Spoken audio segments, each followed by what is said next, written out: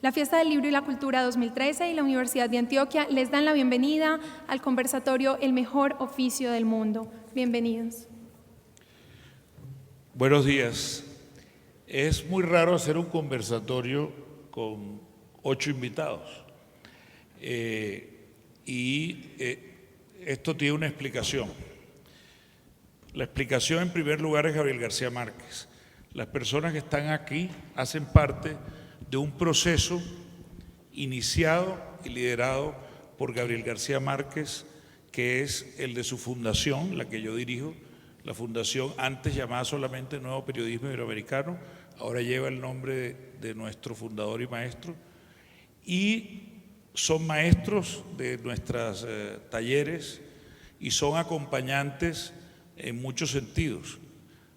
Son consejeros, son orientadores, son miembros de nuestra junta directiva, algunos de ellos, pero todos en este momento además miembros del Consejo Rector del Premio al Mejor Oficio del Mundo, el Premio Gabriel García Márquez de Periodismo. Ese premio ha nacido en alianza con Medellín, en alianza con la alcaldía de la ciudad, que representa lo público aquí, su Secretaría de Cultura, su Secretaría de Comunicación, con empresas como Sura, Bancolombia, más el apoyo de la organización Ardila Lule, pero sobre todo contando con el interés, la pasión, la capacidad de movilización que grandes convocatorias pueden suscitar en Medellín. Y la fiesta del libro ha sido un ámbito en el cual hemos podido encontrarnos en los últimos años y que ha ayudado a cuajar este proyecto. Gracias a la fiesta del libro nos reunimos el año pasado, algunos de los que están aquí presentes, a estructurar mejor las ideas, a hacer una especie de gran visita de campo, y ha nacido pues un premio que posiblemente significará que durante varios años, y esa es la aspiración, por supuesto, el convenio inicial habla de 3 años, nos sigamos encontrando en esta ciudad, sigamos compartiendo con ustedes y con los que van a sucederlos a ustedes y con los que me sucederán a mí y posiblemente a ellos también, para pensar en el periodismo, porque el periodismo no se ha muerto, todo lo contrario, está más vivo que nunca, pero ciertamente ha cambiado en muchos de sus paradigmas. Entonces, la conversación, la reflexión sobre el periodismo tiene una utilidad enorme y supongo que muchos de ustedes además son estudiantes de periodismo y de comunicación de la universidad. Esperemos que esta charla les sea útil. Pero para centrarnos en el concepto del mejor oficio del mundo, por supuesto, nos referimos a las ideas de Gabo, las ideas que quedaron condensadas y muy bien expresadas en ese discurso de 1996 que él mismo tituló El Mejor Oficio del Mundo, y en el cual yo, despojándola de la magia, del encanto de su escritura, decantaría unas ideas fundamentales, que son las ideas que van de alguna manera a guiar nuestra conversación, junto con la idea del significado del premio. La idea de la ética y la independencia, pasión y vocación, servicio público, investigación, contar historias. Vamos a hablar de todo eso con nuestros invitados que ya han sido presentados, pero para abrir un poco y conectar con ese aspecto del premio que se estará entregando en Medellín desde el 19 al 21 de noviembre, desde ya anoten en sus agendas. Vamos a hacer muchos coloquios, muchos actos públicos y todos ustedes están desde ya invitados a que nos acompañen. Ojalá algunos de esos lo hagamos en la Universidad de Antioquia. Entonces, hablemos en este momento del significado del premio para abrir la conversación, luego tocaremos otros temas y le pido a Germán Rey que lo haga. Y además de esos cambios claves y de lo que se está buscando y persiguiendo con unas categorías que en algunos casos han suscitado polémica, pero porque implican redefiniciones de lo que entendemos por la manera de estructurar un premio de esta clase. Adelante, Germán. El micrófono, por favor. Estuve el primer día en que se creó este premio. Fuimos convocados por Gabriel García Márquez al restaurante Fouquet del Hotel Camino Real en Ciudad de México. Y ya desde ese primer día, digamos, se prefiguró lo que ha sido la historia de este premio. Recuerdo a Carlos Monsiváis, que vino un instante y salió corriendo porque iba a una boda. Todos estábamos a la expectativa de si Carlos vendría. No solía, a veces aparecía, a veces no. Pero apareció y nos comunicó que de inmediato saldría hacia una boda.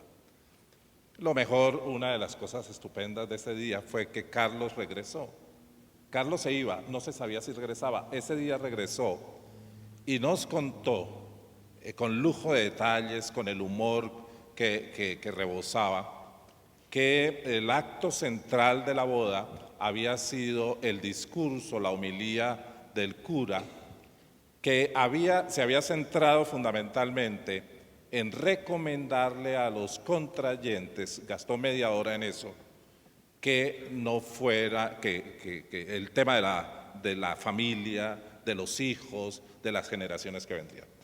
El cura se estaba refiriendo a dos personas que superaban los 60, 70 años, que por supuesto no estaban clasificando para aumentar maltusianamente la explosión demográfica del planeta. Bien, y ahí también en esa reunión yo recuerdo una famosa, bellísima frase de Gabo. Alguien de pronto le pregunta, ¿qué es una crónica? ¿Qué es una crónica? Y él de inmediato responde y dice, una crónica es un cuento que es verdad.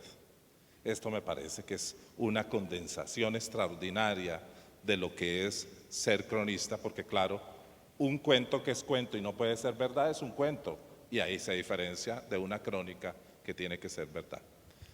Yo creo que los puntos centrales de ese día fueron, primero, hacer una fiesta del periodismo y del periodismo en América Latina, en España y en Portugal, y en reconocer que a través de todo este continente hay hombres y mujeres que han hecho, están haciendo o seguirán haciendo un periodismo de excelencia. Ese era el segundo carácter, y era hablar de la excelencia como del rigor, la investigación, la independencia, la belleza de la escritura, el reconocimiento de la dignidad humana en el ejercicio periodístico. Ese día también se habló, por supuesto, de la importancia de la ética, en el quehacer, en el oficio periodístico, en aquello que los periodistas dicen, hablan todos los días. Y se habló también de lo que señaló ahora Jaime, el periodismo es un oficio de la vida pública, en el sentido en que lo escribió hace unos años Hannah Arendt cuando dijo que lo público es lo que puede ser visto y oído por todos. Es lo que lleva, lo que tiene el mayor reconocimiento, decía ella.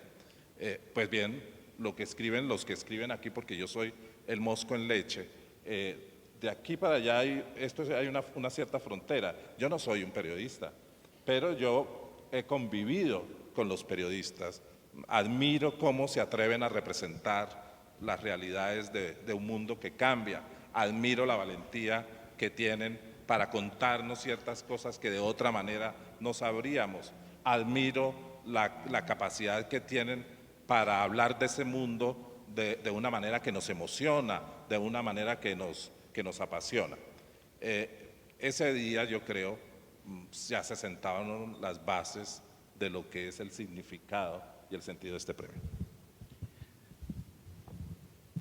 Voy a pedirle a John Lee Anderson que nos hable del primer elemento de estos que Gabo movió, porque él lo representa muy bien. Es cómo surge la vocación y cómo se alimenta la pasión, y sobre todo con experiencias como las de él, que es en medio de, a veces, los escenarios del poder, el tú a tú con los grandes, por ejemplo, con mandatarios sobre los que perfilas, o a veces en el más terrible escenario de la guerra. Pasión y vocación. Hola, hola. Pues sí, en el caso mío, pues vienen agarrados de la mano y me costó un tiempo saber que iba a ser así, que el periodismo iba a ser mi vocación y que me iba a apasionar.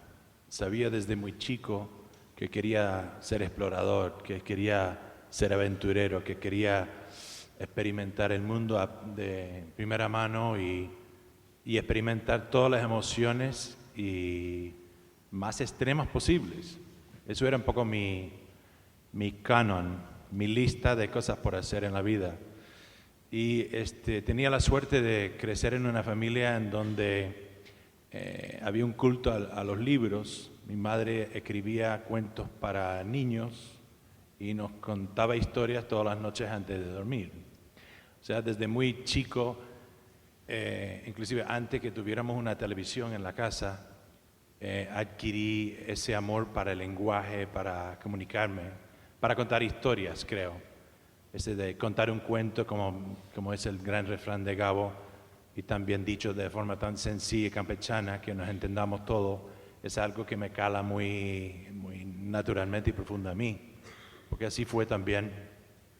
De hecho, recuerdo que mi madre siempre me decía, John, tú escribes, eso es lo que tú haces. Y eso mismo era una especie de calvario, porque cuando la madre o el padre te definen, cuando eres muy tierno, a veces nosotros de espíritu rebelde lo eludimos, ¿no? Entonces yo hice muchas cosas antes de comenzar a escribir. Yo fui guardia en una cárcel en una época, no porque me gustan las penitenciarías ni los segurosos, sino porque me parecía interesante la aventura de estar dentro de una cárcel. Fui labriego, corté caña, tabaco, cosas así que no eran necesariamente propios de alguien de mi condición social, pero que me interesaban. Y de hecho mis héroes pues también habían experimentado un montón de cosas en la vida. Y recuerdo que también quería ser minero de carbón porque me parecía que la oscuridad y la claustrofobia me vendría muy bien como una lección en la vida. Eventualmente yo tenía que ganar la vida y me encontré en el Perú y vi un anuncio en en un semanario que decía que necesitaban reporteros.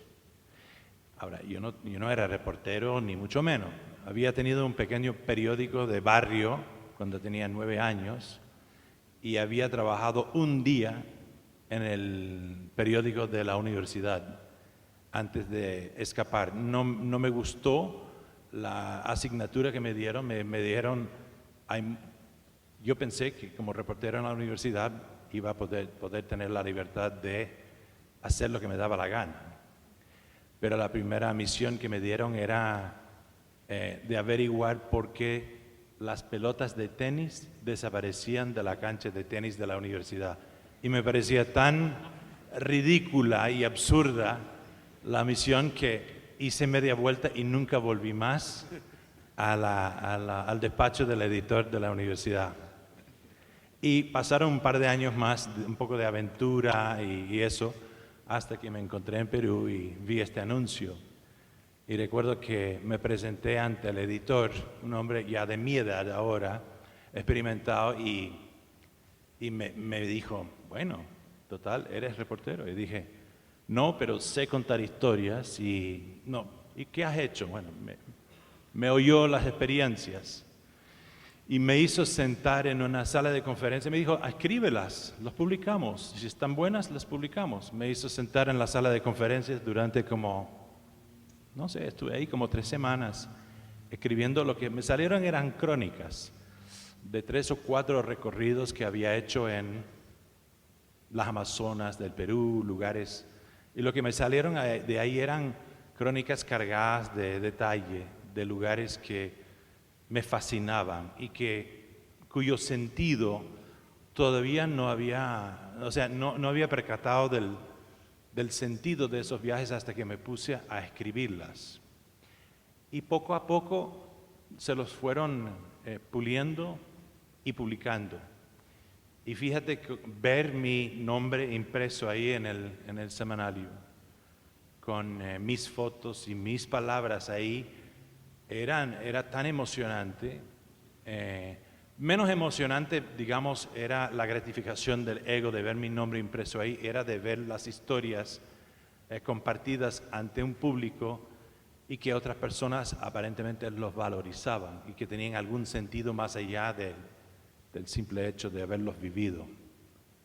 Y creo que fue mi gran enseñanza. A partir de ahí me incorporaron con el resto del equipo de la redacción y poco a poco me fueron dando encomiendas que incluían ir a entrevistar a un político, que ir a una conferencia. Si bien era aburrida, no me parecía tan absurda ni ridícula como el de la cancha de tenis, ¿no?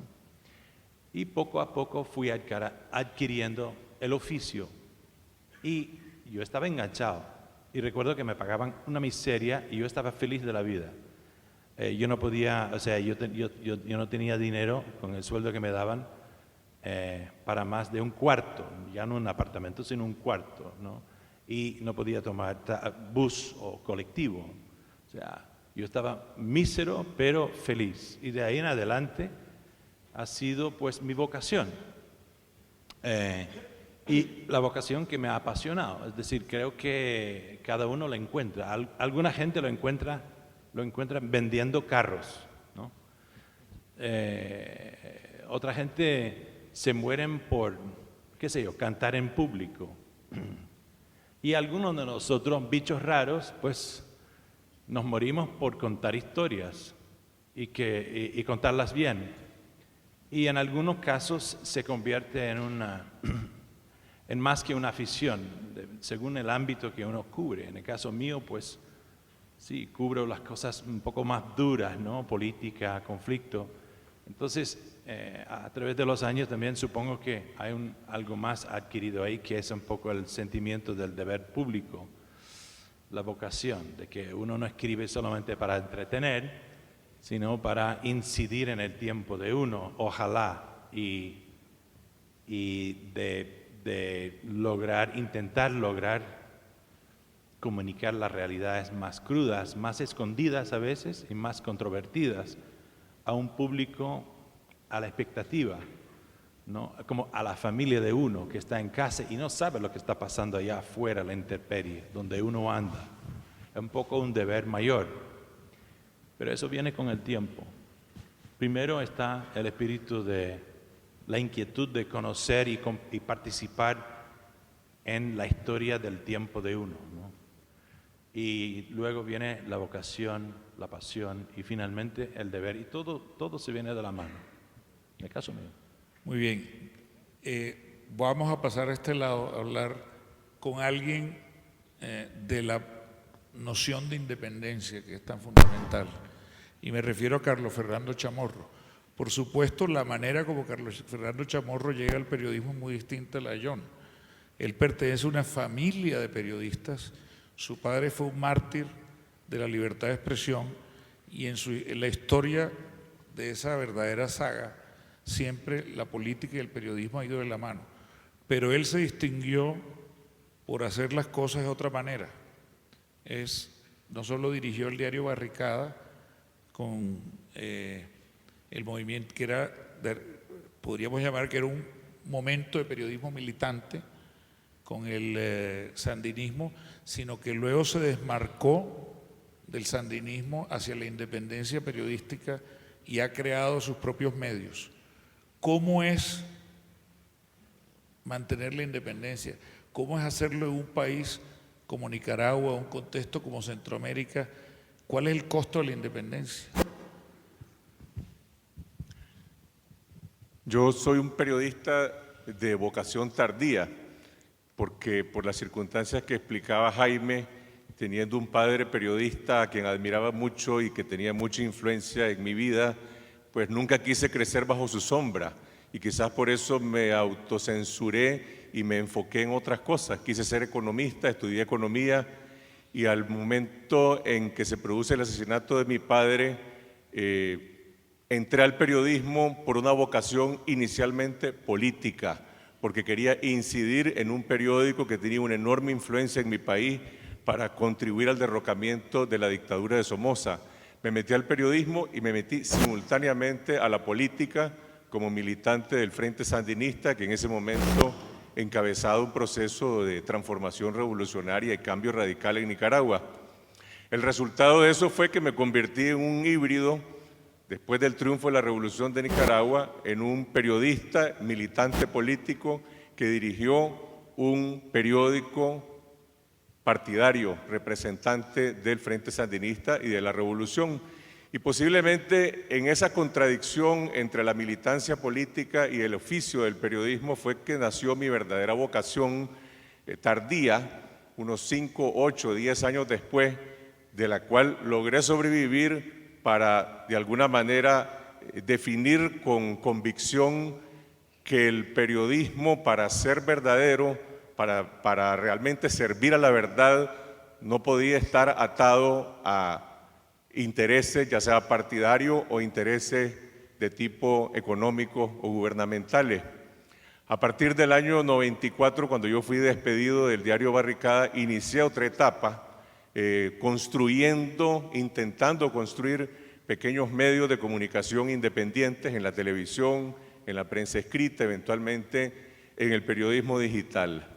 Hacer prensa independiente en un entorno hostil como el que se vive hoy en Nicaragua es sumamente difícil, primero porque las fuentes de la información pública están cerradas para hacer periodismo independiente, hay una categorización del Estado entre prensa amiga y prensa enemiga, y por el otro lado porque el entorno económico, el entorno empresarial, que tiene también una alianza con el poder, no favorece la posibilidad de que se ejerza un periodismo que tenga como objetivo, como vocación, además de contar buenas historias y servir a la verdad, fiscalizar el poder público y el poder privado. Nicaragua probablemente comparte con otros países como Venezuela, Ecuador, posiblemente Argentina, un nuevo modelo de cooptación y de limitación de la libertad de expresión que se ejerce desde el poder, que se diferencia del que se practica quizás en Honduras, en México y en otros lados, que no apunta directamente quizás a la represión física o al asesinato de periodistas, pero sí al sometimiento de la prensa por el lado de la intimidación estatal, de la cooptación económica y de la supresión del derecho al acceso a la información pública. En esas circunstancias, para mí, el desafío principal todos los días es cómo preservar la credibilidad. Es decir, cómo hacer periodismo creíble cuando el trabajo que uno está desarrollando todo el tiempo está bajo asedio y está bajo ataque. Cómo no bajar los estándares profesionales y cómo no caer en la tentación de sustituir las instituciones que no funcionan. La justicia, el Congreso, la Contraloría, los órganos del Estado que deberían de cumplir una función de contrapoder y que no lo están realizando. En esas circunstancias, lo que significa eso es una batalla que se libra día a día, historia a historia, noticia a noticia, y que afortunadamente estamos aquí para contar que estamos sobreviviendo. María Teresa, uno se pregunta si en Colombia es más fácil hacer periodismo que en Nicaragua. Y tú, que haces periodismo de investigación, que enseñas el periodismo de investigación, pero que además diriges, por ejemplo, medios que tratan de indagar en los aspectos más dolorosos de nuestra realidad, como verdadabierta.com. ¿Qué nos puedes decir de cómo practicar el mejor oficio del mundo en un contexto como Colombia? ¿Cómo lo has vivido? ¿Cuál es tu valoración en este momento de nuestra historia? Pues a mí me marcó desde muy jovencita, porque yo me estrené haciendo periodismo en Argentina cuando los últimos meses de la de la dictadura y los primeros meses de la democracia en Argentina, y me tocó cubrir los juicios a los militares, y me tocó ir a hacer reportería en Chile cuando todavía estaba Pinochet, y entonces a entrevistar gente que estaba ya luchando para la transformación democrática de manera clandestina, y montarme en el barco de la libertad que trató de llevar los políticos democráticos a Uruguay y no lo dejaron entrar y se devolvió.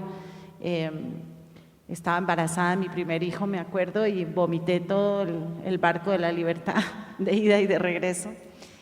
En todo caso, eso me marcó a mí muchísimo, y ahora desde que regresé a Colombia, que me tardé una década en regresar al país, cuando yo llegué me tocaron años muy esperanzados, los años de la Constituyente, los años que pensamos que todo esto iba a cambiar. Y ahora que tenemos Verdad Abierta, que no sé si ustedes lo conocen, pero es un sitio dedicado exclusivamente a cubrir el conflicto armado colombiano y sobre todo a reconstruir cómo ha sido esa historia y quienes se han beneficiado de esa guerra, como que he vuelto al principio. Me ha impresionado mucho porque estoy yendo ahora a los juicios que se están dando aquí en Colombia, a toda la verdad que está saliendo a borbotones, como aquellos juicios sacaron otra verdad, a los libros y las comisiones de la verdad que están sacando historias. Lo que yo siento hoy es que Colombia ha sufrido mucho más de lo que se ha permitido saber que ha sufrido. En los entornos institucionales sí, ahora hay un poco más de reconocimiento, pero en general no conocemos nuestra historia reciente, y el periodismo puede hacer un enorme servicio para reconstruir, para contar qué fue lo que hicimos y qué fue lo que hicimos mal. 220.000 muertos en asesinatos políticos documentados en los últimos 20 años no es una cosa de un país normal. Algo estamos haciendo mal, y para poder descubrir qué es eso, creo que es lo que me ha jalado a mí casi toda mi carrera. La curiosidad, las ganas de saber, las ganas de entender por qué pasa lo que pasa. Yo creo que ese ha sido como mi sello. Yo creo que por eso hago periodismo de investigación, porque siempre quiero saber por qué pasa lo que pasa. Y en Colombia nos ha pasado una tragedia monumental y nos sigue pasando, y todavía no sabemos qué es lo que estamos haciendo mal y qué es lo que no tenemos que repetir y qué verdades tienen que salir a flote para que finalmente no las repitamos. Estás al lado de Martín Caparrós. Bueno, Martín nace a lo público en la militancia, y la militancia la recoge, hay un libro de él sobre los años de militancia, y termina, pero parece que en él hubiera ante todo un motor interno narrativo, una máquina de contar historias. Las ha contado de muchas maneras, pero Martín representa justamente en este momento uno de los nombres, uno de las obras periodísticas más comprometidas con el periodismo narrativo y la crónica en América Latina. ¿Por qué no hablamos un poco no solo de tu motivación personal, sino de lo que tú ves en ese escenario en que muchos jóvenes como estos están aquí, parecen encontrar en la crónica, en la escritura periodística narrativa, un sentido de algo que vale la pena por muchas razones, por la sociedad, por ellos mismos? Siempre me sorprende eso. Hola. Supongo que sí. No, estaba pensando mientras escuchaba todo esto, cómo sería de esto una crónica, a diferencia de cómo sería una nota periodística clásica que hablara sobre esto, ¿no? Porque es una de esas situaciones que aparentemente son más fácilmente narrables. Hay 9 personas sentados alrededor de unas sillas, cada uno dice algo. Si tu jefe de sección o lo que sea te encarga 40 líneas sobre esto, lo que tenés que hacer supuestamente es poner 5 líneas de cada uno, 4 líneas de cada uno, fulano dijo tal, mengano dijo cual, y con eso más o menos se soluciona el asunto. Lo cual me lleva a 2 cuestiones. La primera, para dejarla un poco de lado rápido, es el famoso tema de la posibilidad de ser objetivos en periodismo, de la posibilidad de ser incluso neutrales. Todo relato, yo siempre lo supongo, es subjetivo. Incluso en un caso como este, en el que la objetividad a priori sería evidente, porque uno lo único que haría sería reproducir 4 líneas de Germán, 4 líneas de Carlos, 4 líneas, y fulano dice tal, mengano opina cual, sutano supone que, haciendo este abuso de la sinonimia que tanto nos gusta, encontrando un verbo nuevo para cada vez que tenemos que decir. Quien hiciera eso supuestamente estaría dando una visión neutral del asunto. Y sin embargo, quien hiciera eso estaría poniendo en juego toda su subjetividad para elegir qué 3 líneas de cada uno, de las 100 que habremos dicho cada uno, le parecen decisivas, dignas de ser contadas, le parece que merecen estar en el artículo. Cuando uno hace esa decisión, insisto, está poniendo en juego toda su subjetividad, en el mejor sentido de la palabra, está poniendo en juego su leal saber y entender, lo que cree que al lector le interesa, lo que cree que conforma un panorama suficientemente amplio y completo de la situación. Pero no está corriéndose de sí mismo para hacerlo, está usando toda su cultura, sus ideas sobre el mundo, sus saberes, incluso técnicos, para decidir esto. Y esa subjetividad entonces, que está absolutamente puesta en juego, es lo que en general nuestros periódicos tratan de disimular. Te dicen, no, esto es lo que sucedió.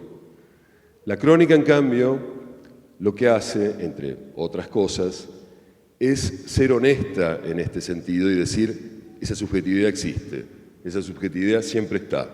Lo que te voy a contar no es lo que pasó, es una de las infinitas versiones posibles de lo que pasó, es lo que yo pude entender, interesarme por, querer contar de aquello que pasó. En ese sentido he dicho muchas veces que la crónica es muy política en la medida en que rompe, no solo por eso, pero también por eso en la medida en que rompe con esa pretensión de objetividad, con esa pretensión que es la base de mucho del discurso de la gran prensa. Pero mientras escuchaba todo esto pensaba también entonces, bueno, ¿yo qué haría con esta situación? Creo que anoté la primera frase. Sentado en el centro de la escena, el gordo de la camisa azul los manejaba con 2 o 3 palabras. Él decía vocación y John Lee Anderson hablaba de su madre. Él decía independencia, Carlos Fernando Chamorro hablaba de su padre. Y así sucesivamente. Quiero decir, encontrar algo que nos parezca que vale la pena de ser narrado de otro modo, entrar de otra manera, buscar la forma de contar que haga que el lector se quede leyendo incluso algo que le interesa tan poco como esta situación. Me parece que esa es una de las primeras bases de la crónica. Después seguimos, sino porque sería muy largo. Yo solo espero que en el coloquio del año entrante no estar tan gordo, ¿y tú sabes por qué? ¿Cómo? Que estoy seguro que en el coloquio del año entrante no estaré tan gordo. Yo sé por qué. Vamos a poner el flaco de la camisa azul los manejaba con 2 o 3 palabras, porque seguirás manejándolos con 2 o 3 palabras. Muy bien. Nos ha dado el pie Martín para pasarle la palabra a Sergio Ramírez. Sergio, como Gabo, es más conocido como novelista que por su periodismo. Por supuesto, Gabo arrancó más como reportero, Sergio no exactamente, pero ha habido muchos paralelismos y además hay una gran amistad. Y además Sergio, debo decirlo claramente, ha asumido una senioridad en todo nuestro consejo y nuestra junta, precisamente porque sea alguien que puede interpretar muy bien por esa cercanía y por ese paralelismo generacional las ideas y la visión de Gabriel García Márquez, que hoy en día está retirado completamente de las actividades y está disfrutando simplemente de los placeres de la vida doméstica, es Sergio. Entonces, Sergio, yo quisiera, hay un punto que con Gabo y contigo y con otros siempre nos ha preocupado, es justamente la frontera de ficción y no ficción, el momento en que el periodismo y la literatura se encuentran o se separan. ¿Por qué no hablamos un poco de eso que me parece clave? Entre otras cosas porque también es muy interesante, varios de los aquí presentes no solo son periodistas, sino también novelistas. Pero hay un código definitivamente distinto entre el relato que es verdad, el cuento que es verdad, y el que no lo es. Muchas gracias, Jaime. Bueno, yo creo que ser senior no es una virtud, sino un deterioro, ¿no? Yo creo que las fronteras entre ficción y realidad, relato verídico y relato ficticio, está marcada en América Latina por el entorno. A mí siempre me gusta decir de que la historia pública tiene un gran peso en lo que escribimos, porque es una historia siempre anormal. La historia pública está llena de anormalidades, como las que hablaba Carlos Fernando, que imperan en Nicaragua, la anormalidad institucional, y por eso podemos hacer una cuenta de temas que han interesado a la novela y han interesado al mismo tiempo a la crónica.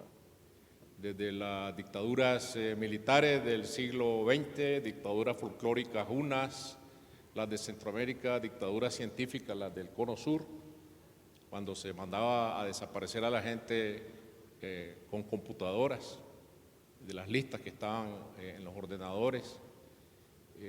Luego los enclaves bananeros que se constituyeron en verdaderas repúblicas independientes con sus propias monedas, con sus propias cárceles. Más tarde el imperio del narcotráfico. Hoy en día el narcotráfico sumado al tráfico ilegal de inmigrantes hacia la frontera con Estados Unidos, el famoso tren de la muerte que recorre México desde Veracruz hasta el norte. Entonces todos estos temas vienen a nutrir la vida pública, son temas anormales y si no fueran anormales no entrarían ni en la crónica ni en la literatura. Es decir, para que un hecho despierte la atención tiene que dejar ese hecho apacible de la normalidad, inmiscuirse en asuntos como un asunto que llama la atención porque no es normal, porque no es ordinario. Entonces, de la excepcionalidad nace la literatura y nace también la crónica en América Latina.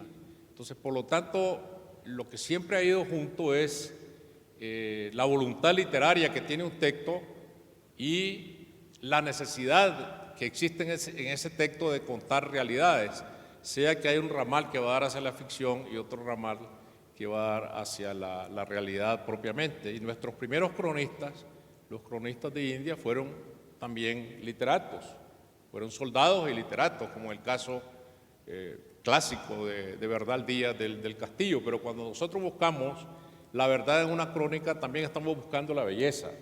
El estilo va de la mano con el relato de las realidades.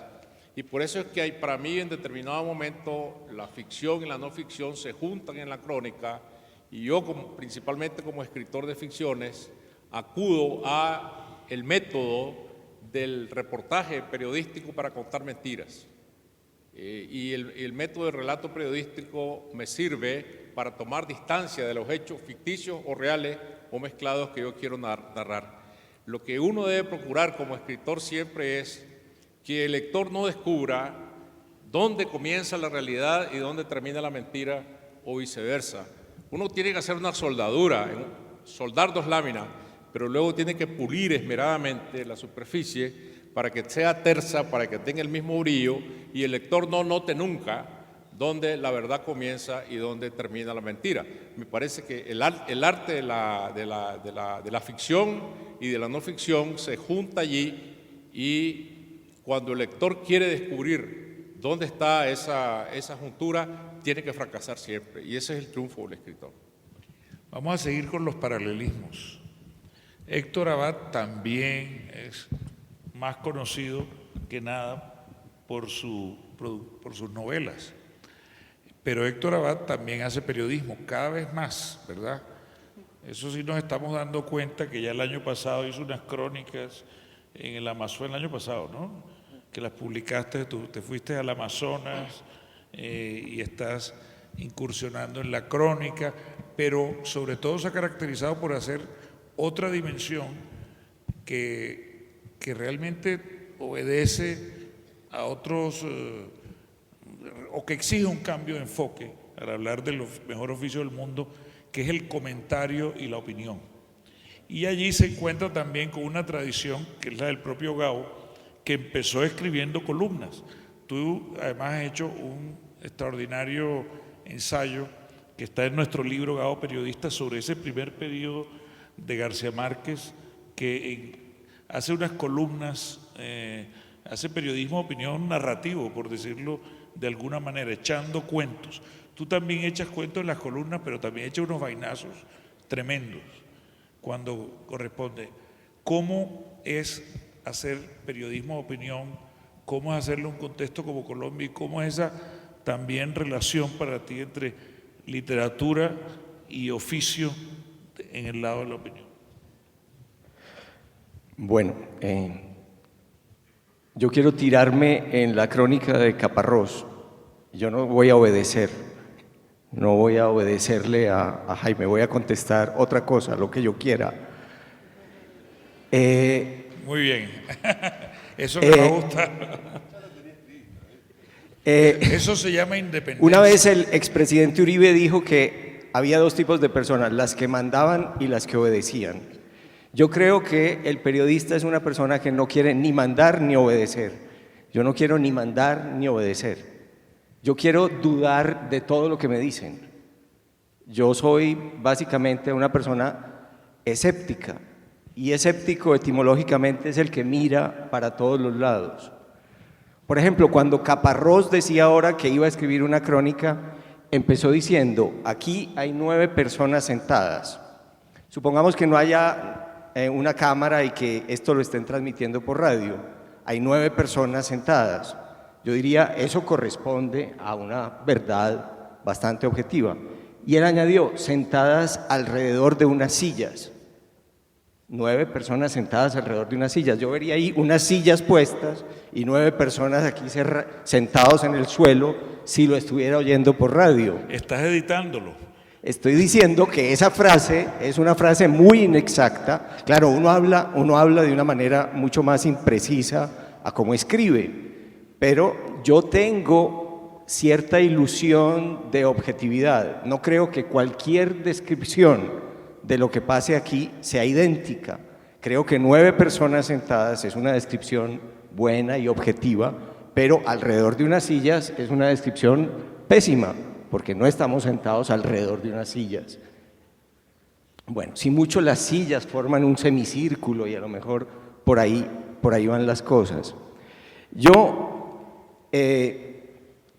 digamos que esta pasión de la duda que he llevado también a mis columnas probablemente tiene que ver con, ahí sí, con la crónica de Caparrós de padres y madres, con el hecho de tener un padre ateo y medio comunista y una madre empresaria y creyente. Yo nunca supe bien cuál era la verdad.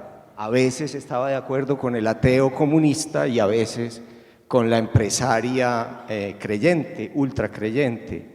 Entonces, desde que empecé a escribir columnas, eso no ha hecho sino causarme problemas. El oficio más bello del mundo es un oficio que a mí no me ha traído sino problemas: suspensión del colegio, expulsión de la Universidad Pontificia. Yo tuve el honor de estudiar un año en esta universidad porque hace como 30 o 35 años escribí una columna en un periodiquito, en mimeógrafo, que se llamaba Paredón, y en ese periódico Paredón yo escribí un artículo que se llamaba La metida de papa contra el papa, por la obsesión de la iglesia, de los papas, de los cardenales, de los curas, con el sexo. Y ayer veo una entrevista del nuevo papa donde dice que la iglesia está muy obsesionada con el sexo, con el aborto, con con condenar a los gays y que eso está mal. Digo, 35 años después, el Papa está de acuerdo con lo que yo dije hace 35 años, por lo cual me expulsaron de la UPB. Qué bueno y qué malo. Ahora este Papa, tengo que dudar también de este Papa. Yo no me voy a volver ahora más papista que el Papa. Y escribí contra un Papa que todo el mundo quiere, escribí contra el Renault 4 del Papa. Dije, eso es populismo. Mi mamá está muy en desacuerdo, ella cree que el Papa manda un símbolo al mundo de pobreza, etc.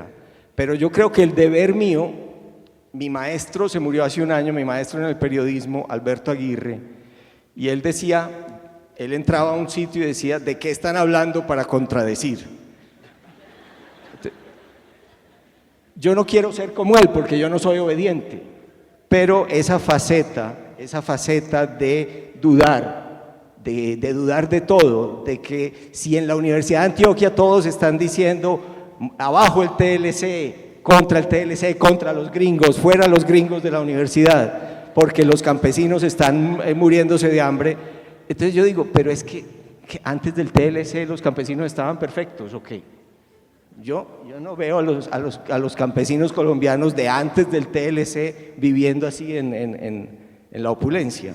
No digo que no tenga muchísimos problemas el TLC, pero yo siempre quiero dudar y eso es lo que he tratado de llevar a las columnas. No me cabe ninguna duda que la duda es una herramienta esencial del mejor oficio del mundo, ¿verdad? Pero el mejor oficio del mundo se hace en contextos institucionales, sociales, empresariales, y el mejor oficio del mundo llegó, yo diría, tuvo un verdadero momento cumbre a fines del siglo XX, y a fines del siglo XX el periodismo, sobre todo cierto periodismo que se hacía desde ciertas capitales políticas y culturales del mundo, se identificaba con unos valores muy claros, los periodistas estaban muy bien remunerados, había unos periódicos de enorme prestigio y de pronto todo empezó a cambiar. Entonces, que algunos han llegado a pensar inclusive que se está acabando y que no va a haber espacio futuro para el mejor oficio del mundo. Y está cambiando no solo la manera como se hace, y hay unas razones para ello, sino cómo se enseña. Yo le voy a pedir a Jean-François Foyel que nos hable exactamente de los cambios en cómo se vive, se practica, hacia dónde va el periodismo y cómo se está enseñando. Y aquí quiero contarle algo que no saben, que él es uno de los creadores y además está todo el tiempo trabajando del programa de periodismo de la Escuela de Sciences Po en París. Adelante, Jean-François. Buenos días. Bueno, siempre quise ser periodista. Tuve una entrada muy clásica para un francés. Empecé en la Agence France Presse y bueno, seguí hasta trabajar en Le Monde y vivir el año 2000 cuando explotó la burbuja Internet y que muchas empresas se preguntaban por qué hacían inversiones digitales. Y fue el caso de Le Monde y en lugar de estar en el diario de papel me pasé al sitio internet y desde entonces estoy en el mundo digital. Hay algo estimulante, es decir, cuando empecé en el periodismo, cuando salí de una escuela de periodismo, se me propuso o trabajar en una agencia de noticias o en el telenoticiero de una de las cadenas francesas y opté por escribir en una agencia de prensa. En esta época todavía había géneros muy distintos. Uno era periodista de un cierto género.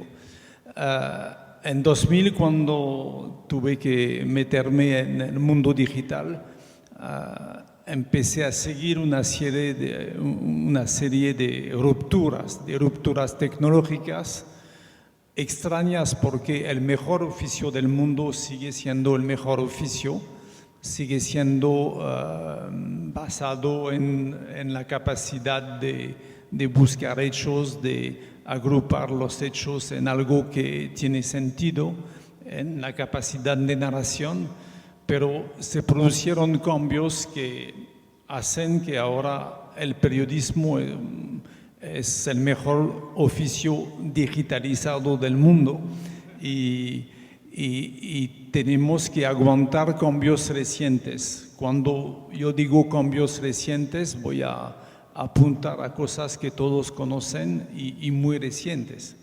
Es decir, voy a apuntar al nacimiento de YouTube, que es del 2005, de Twitter y Facebook, que es del 2006, y la aparición del primer smartphone con aplicaciones que Steve Jobs presentó en enero de 2007.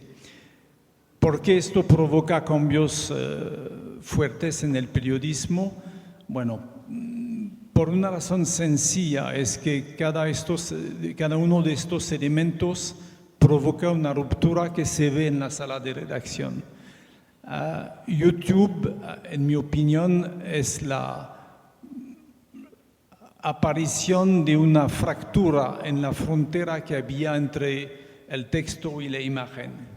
Es decir, era una frontera bastante hermética antes y hoy en día, si usted va al sitio del New York Times, el New York Times pone como 3 primeras pestañas.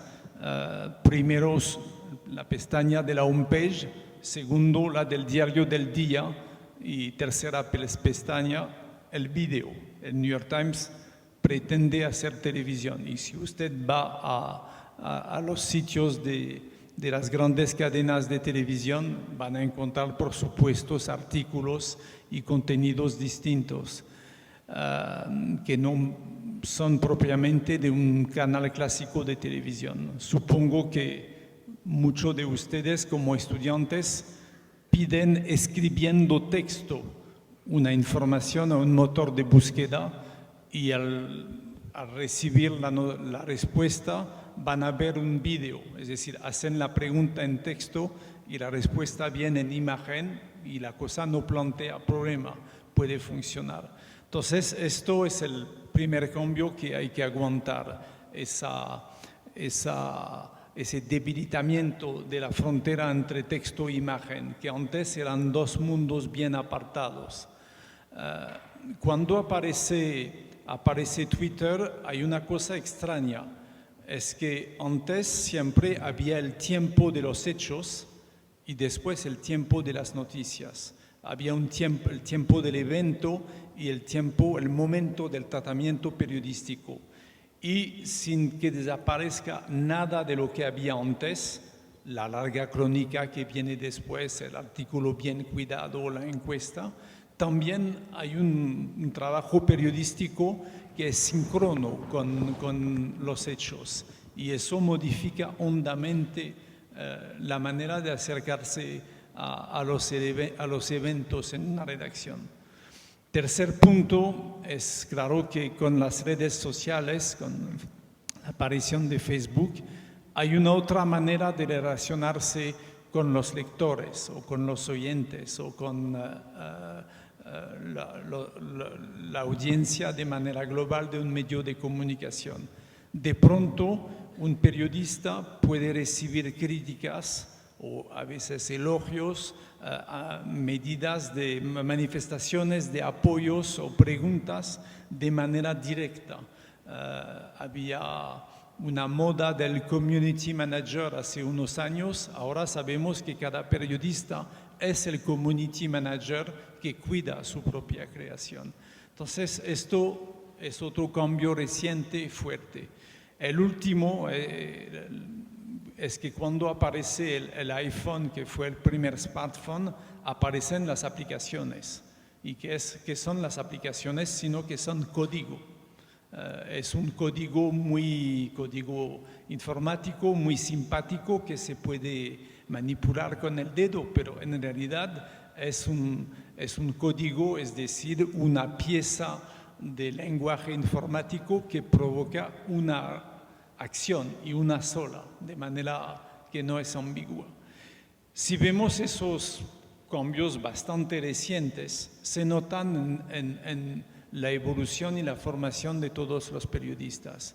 Es decir, que hoy en día, Jaime habló de la Escuela de Periodismo de Sciences Po en París. Hoy en día, las grandes categorías que había antes, es decir, vamos a trabajar periodismo escrito, vamos a trabajar radio, vamos a trabajar televisión, eso desapareció por completo. Hoy tienen que trabajar la idea de escribir, la narración, la palabra, el gran arte de seducir y también de ser preciso al escribir. Tienen que tratar todos los tipos de imágenes sin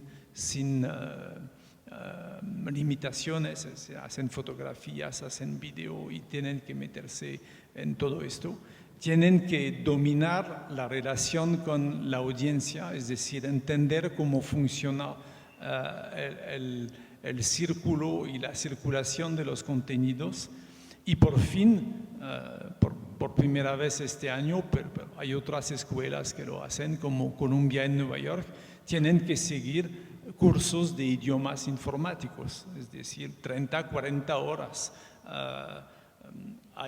En este momento hay una oferta de trabajo en una redacción en París para un periodista que sabe escribir en JavaScript, porque, bueno, a veces hay que no poner un texto, sino poner una manera de dialogar e intercambiar con la audiencia.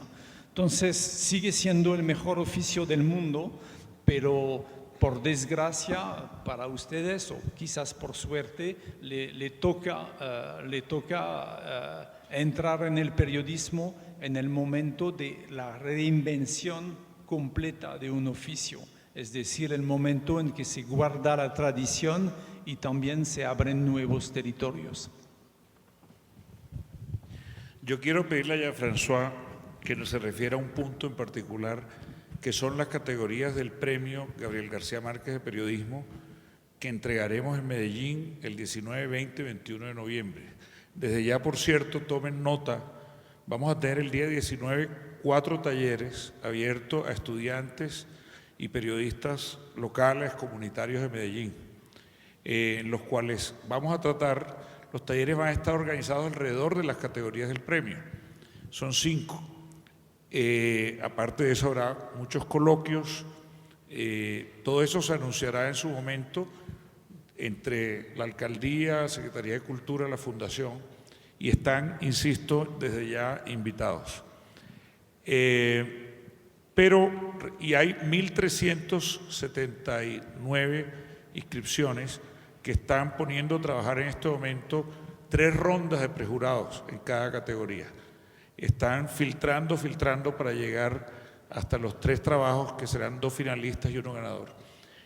¿Cómo están organizadas las categorías y cómo esas categorías corresponden a una apuesta por reconocer las realidades presentes del mejor oficio del mundo? Bueno, hay que ser coherente, es decir, los premios corresponden a aquella idea de que no es posible apartar totalmente soportes diciendo vamos a hacer un premio de televisión, porque hay videos en todas partes. A lo mejor alguien que se aburre en la audiencia va mirando un video en su smartphone esperando que se caiga el francés y que se pasa a otra cosa, pero bueno, la cosa existe. Entonces, en los premios que hay un premio de crónica, porque es el gran arte clásico.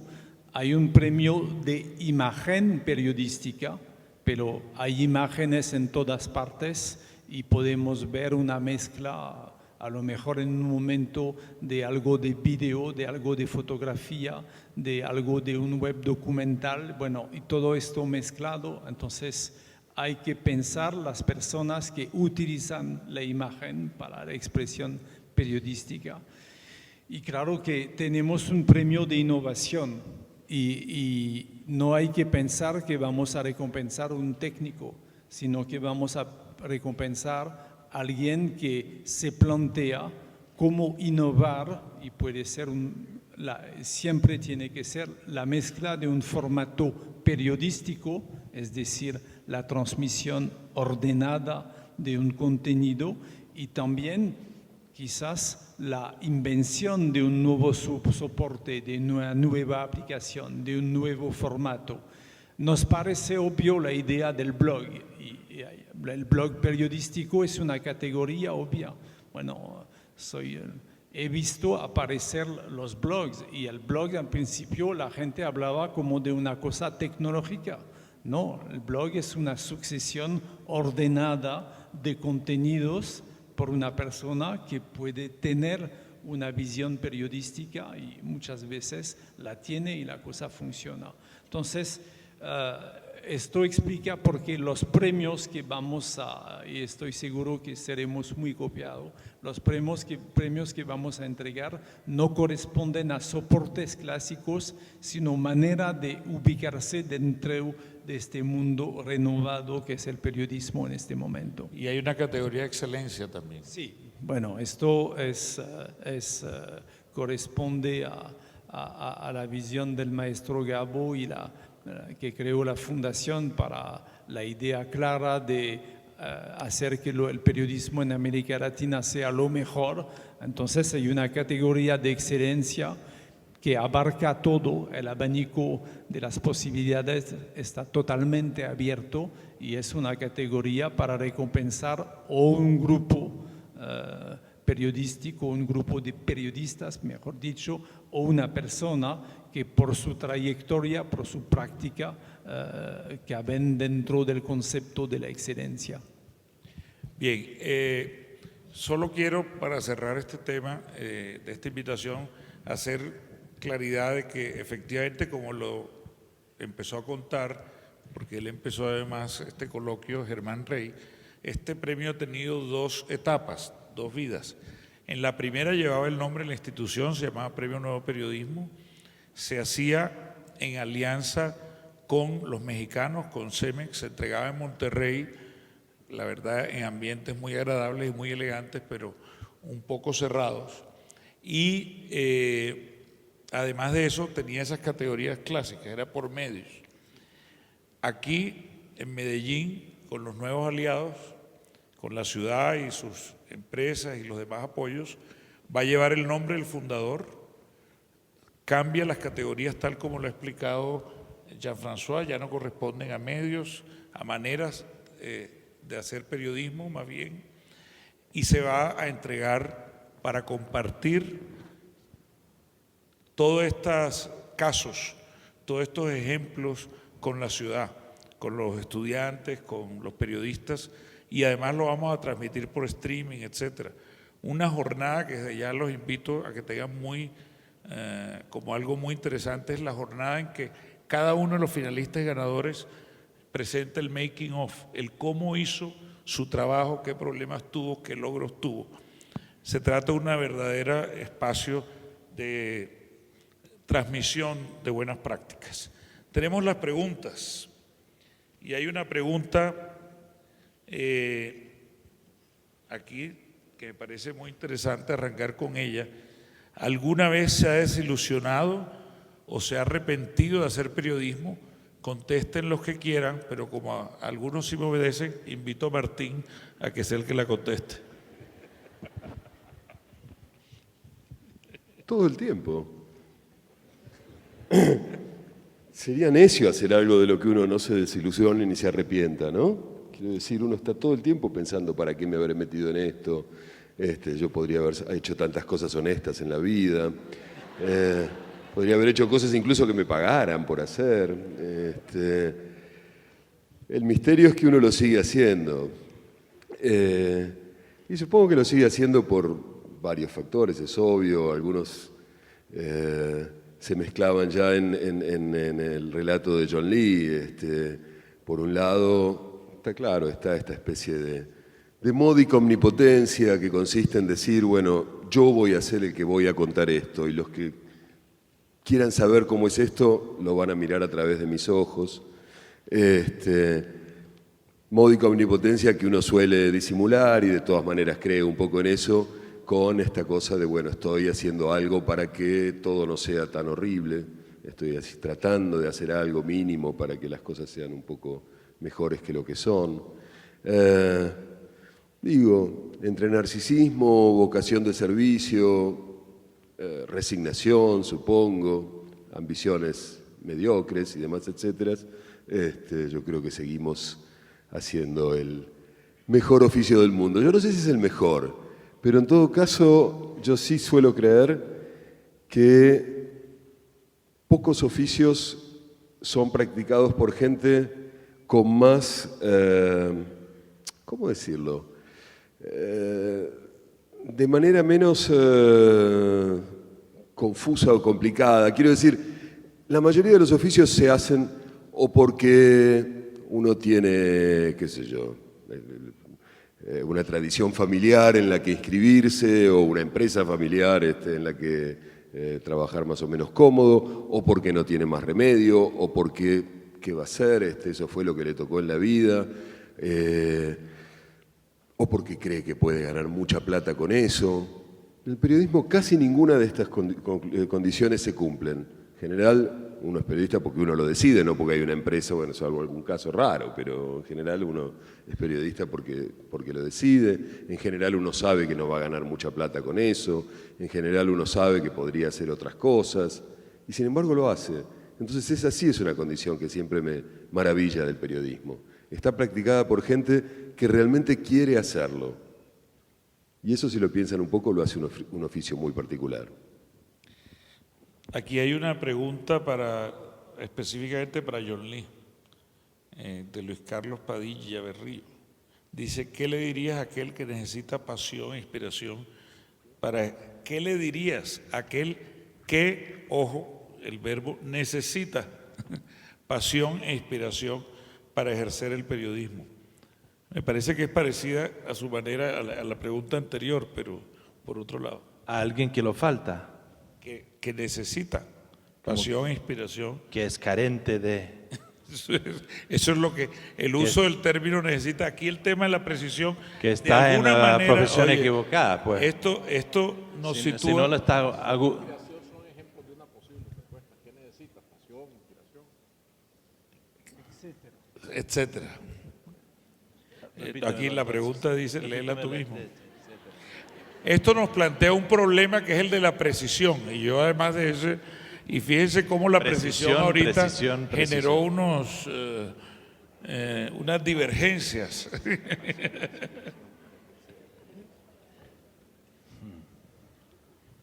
O sea, la presunción de la pregunta es que hay los que no necesitan pasión e inspiración para ejercer el periodismo. Quiere decir que uno está nacido simplemente y lo ejerce sin mayor pasión, pero con igual de calidad. Sí, sin cabe duda. O sea, no cabe duda. Yo tengo un montón de colegas que son más cultos que yo, que salieron de mejor cuña de familia que yo, que fueron a Harvard o universidades así, y que salieron de la universidad en las altas esferas del oficio. Entraron inmediatamente en los puestos más privilegiados del oficio. A los 24 años ya eran corresponsales pagados con sueldo y todos los beneficios en capitales extranjeros. Y a los 30 o 32 años ya eran editores senior en capitales como Londres o Nueva York o Tokio o lo que sea. Cada profesión tiene ese contingente de gente privilegiada, élite. No son mala gente necesariamente, algunos son de espíritu humilde, pero de cucharita de oro. ¿Qué quiero decir? No necesitan ellos necesariamente de ser apasionados para hacerlo bien. Lo pueden hacer bien porque son inteligentes, cultos, bien educados y tienen mundo, tienen buenos modales. Yo creo que la pasión y la inspiración ayuda a que si uno lo tiene, yo no reconozco que lo tengo pasión. Cuando yo no me siento inspirado, no me salen muy bien las cosas. Cuando yo hago las cosas por oficio o por cumplir con un deber, me salen porque conozco cómo hacerlo. Yo sé serruchar una plancha, ¿no? Después de un tiempo lo has serruchado 1000 veces, lo puedes sacar la madera más o menos con ¿no? el corte que es pasable. Puedes hacer la carpintería, pero eso no te hace artesano necesariamente. Y hay piezas que uno ha hecho con mayor o menos pasión e inspiración y es notorio, es notable al final de cuentas. John, No sé si eso responde está bien, a lo que está era muy la bien, inquietud. pero hay un aspecto de la artesanía que yo quisiera que le comentáramos aquí, te pregunta, y es el tema de la relación con los editores, porque es que tenemos la idea del periodista autor, pero resulta que el periodista autor trabaja a veces o el contexto de equipo o es autor de la mano del editor, y algunos de ustedes editores aquí de los presentes, por ejemplo María Teresa es una editora aparte, firma pero también es editora.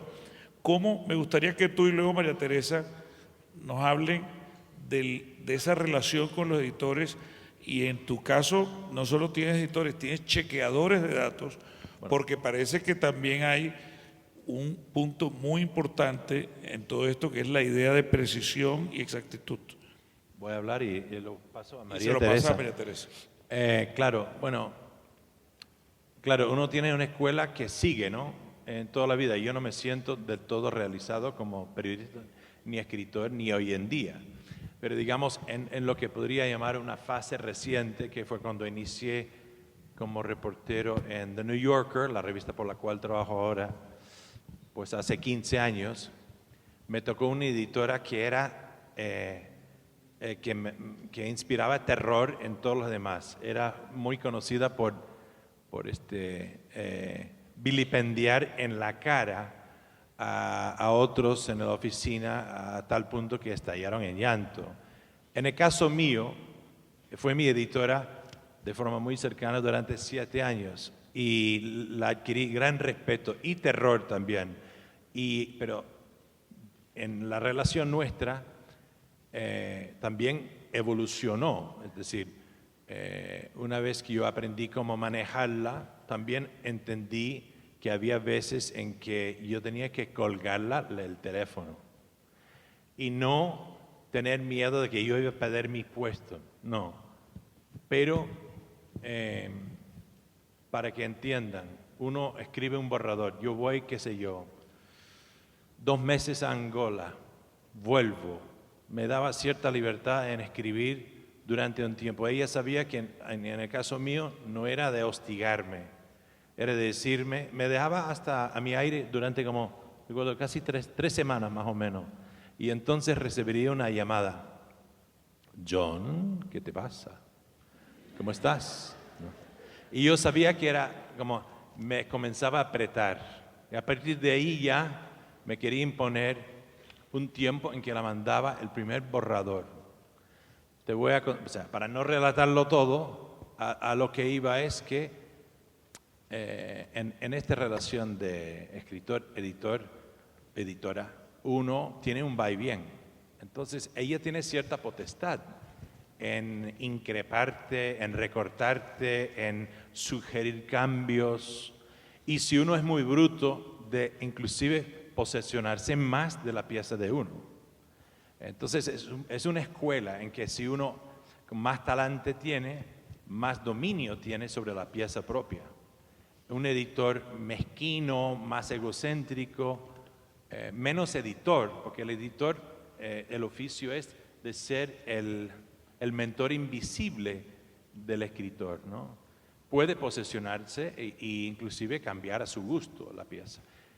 En los 7 años con que trabajé con Sharon, se llamaba Sharon, el mayor piropo que yo tuve después de mandarle un borrador era esto, era creo que podemos trabajar con esto, así más o menos. Esto era, digamos, un halago. Cuando ella me decía eso, era como si mi corazón se tomara alas y volara, porque no había nada más mejor que eso. O sea, era una escuela dura. Y esa es la escuela, pues, digamos, al menos del ámbito periodístico en la cual trabajo. está sustentado además por un departamento, una sección de verificadores de datos que generalmente son chicos listos. Son más chicas, de hecho, en el New Yorker que chicos, y casi todos son universitarios. Algunos han llegado a ser grandes novelistas por su cuenta. En el tiempo que yo he conocido en el New Yorker, es una especie de umbral para cierto tipo de chico periodístico, literario, después de la universidad y antes de hacer lo que van a hacer en la vida. Algunos han llegado a ser corresponsales del New Yorker, otros, como le digo, novelistas, algunos editores de la misma revista, pero son los que te fiscalizan todo. Es decir, en un momento dado yo tengo que entregar bien mis grabaciones, bien mis apuntes, libretas de apuntes al departamento de verificación de datos, a los verificadores asignados a mi trabajo, para que ellos, si yo he citado a alguien diciendo María Teresa Ronderos ese día vestía un pantalón lino beige, tiene que estar sustentado en mis notas. O si no, y además llaman a la fuente entrevistada para verificar, es cierto que usted portó unos pantalones lino beige ese día. Pues, ¿entiendes? O sea, ayuda a que esa escuela, esa es parte del oficio. Entonces, si no está sustentada, tienes que argumentarlo. Y hay veces en que yo estoy en lugares muy remotos en una guerra en que me toca a mí, o sea, la responsabilidad recae sobre mí, porque no hay manera de verificarlo. Muy raras veces hay un error, a veces hay, pero mucho menos que en los periódicos y revistas que no ejerzan la verificación de datos. A lo que va todo esto es que el producto, odio esa palabra, no quería decir producto. La publicación. Eso es parte de del renacimiento, la conversión de periodismo, es que somos informadores, productos, lo que hacemos es un producto, no. Que el resultado final sea más preciso, más detallado, más riguroso, y hace que uno sea mejor reportero, porque uno va viendo. Si yo fuera muy novato, diría yo que aquí estuvimos sentados y recuerdo que veo un buqué de flores, pero no recuerdo qué colores eran las flores ni qué flores eran. Sabiendo que luego me van a fiscalizar, me te hace obliga recordar, a estar más atento, claro. Claro, que tomar nota de qué tipo de flores son, qué colores eran, cuántos eran, qué sé yo. Además es más bonito escribirlo si sabes un poquito más del detalle. Muy bien, María Teresa, yo quiero complementar esa visión de la edición y tu papel de editora con una pregunta que me parece interesante, porque es un poco el contraste, digamos. El New Yorker, inclusive en los Estados Unidos, es el Mercedes-Benz del periodismo. Es decir, no todos los medios en los Estados Unidos tienen departamento de verificación de datos. Hay algunos que sí. Por ejemplo, el New York Times, por lo menos en algunas secciones, como la revista, lo tiene. Pero entonces, aquí alguien pregunta, ¿se puede hablar de periodismo tercermundista? ¿Está el periodismo asociado al grado de desarrollo de cada país? Entonces la pregunta obvia para María Teresa como editora es, bueno, entonces estamos hablando de que si este periodismo que hace John se hace en un contexto sofisticado, ¿cómo es trabajar y hacer periodismo y buscar la verdad y lograr la exactitud y el papel de los editores en un contexto que en algunas de nuestras regiones es un contexto miserable? En algunas, por ejemplo, en las regiones colombianas, tú que organizas premios de periodismo para las regiones, sabes que hay regiones de nuestro país donde se practica la autocensura y donde los periodistas viven casi, digámoslo francamente, de la mendicidad de los políticos y de los pocos anunciantes y a veces el chantaje. Yo sé que ese no es periodismo, pero hay muchos que están informando, conviviendo con esas realidades. Bueno, yo creo que también se hace mucho periodismo tercermundista en el primer mundo y disfrazado de gran tecnología y de gran papel brillante, pero es mal periodismo. Y creo que también en situaciones muy difíciles se hace gran periodismo. Con el tema de la dificultad, yo creo que en Colombia y América Latina, mi experiencia, lo que yo he trabajado, pues los editores nunca solo somos editores. Yo he sido editora de medios chiquitos, de medios grandes, de equipos miniatura, o sea, yo y otra persona. Y sin embargo, nunca he dejado de escribir, nunca he dejado de reportear, nunca he dejado de salir a la calle. Yo no conozco, o sea, hay unos poquitos quizás en algunos medios muy grandes en Colombia que son solo editores, es decir, que están sentados en su silla esperando que les pasen sus notas y orientando al reportero. Pero la gran mayoría de los editores que yo conozco son editores que también están en la calle, también están reporteando, tienen que hacer sus propias historias.